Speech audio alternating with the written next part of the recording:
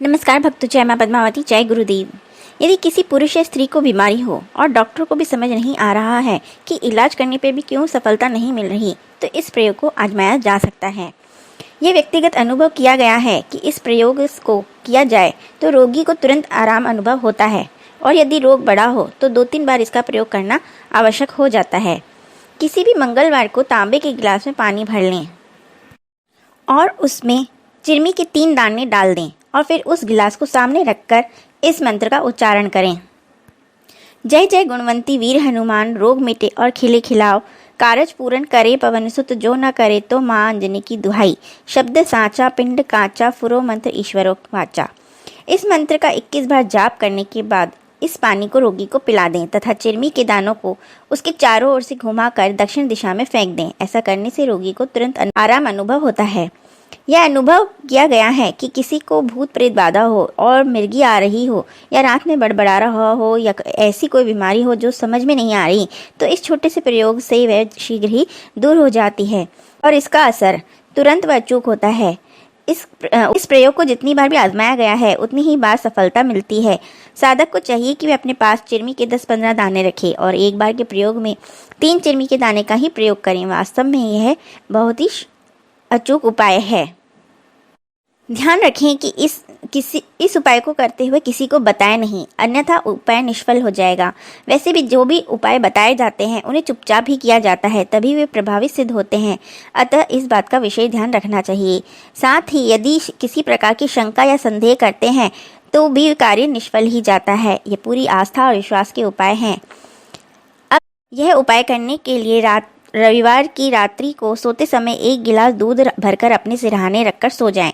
ध्यान रखें कि दूध को थोड़ा दूर रखें कि नींद में हाथ लगने पर वह गिर न जाए। सुबह उठने के बाद नित्य कर्मों से निवृत्त होकर इस दूध को किसी बबूल के वृक्ष में डाल आएं। ऐसा हर रविवार की रात करें। यह एक तांत्रिक उपाय है। इससे आपके ऊपर लगी बुरी नज़र दूर हो जाएगी, नकारात्मक शक्तियों का असर भी खत्म होगा तथा कार्यों में सफलता मिलने लगेगी, पैसों की कमी दूर हो जाएगी।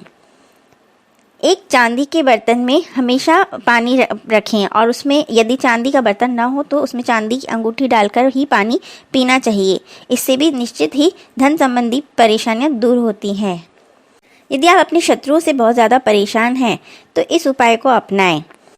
किसी भी रविवार से आरंभ करके लगातार 3 रविवार तक इस उपाय को करना है। गेहूं के आटे का पेड़ा तथा 1 लोटा पानी व्यक्ति के ऊपर से 7 बार वार कर इस जल को पौधे में डाल दें तथा आटे का पेड़ा गाय को खिला दें।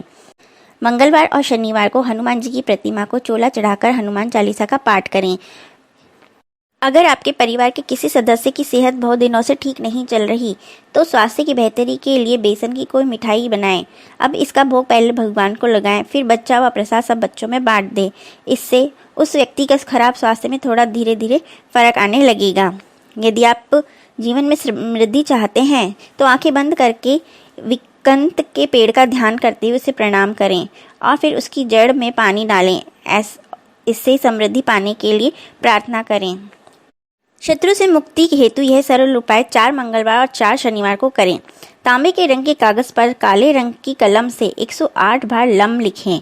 कागज को 8 बार मोड़कर उस पर शत्रु का नाम लिखें वह मन में उसका विचार रखें। कागज को लाल धागे से बांध दें, फिर इसे सुनसान जगह में गाड़ दें या बहते जल में प्रवाहित कर दें। शत्रु आपसे दूरी बना लेगा। यदि दरिद्रता आपका पीछा ही नहीं छोड़ रही तो दरिद्रता नाशक लक्ष्मी की साधना करें। ओम धम ह्रीम श्रीम रति प्रिये स्वाहा।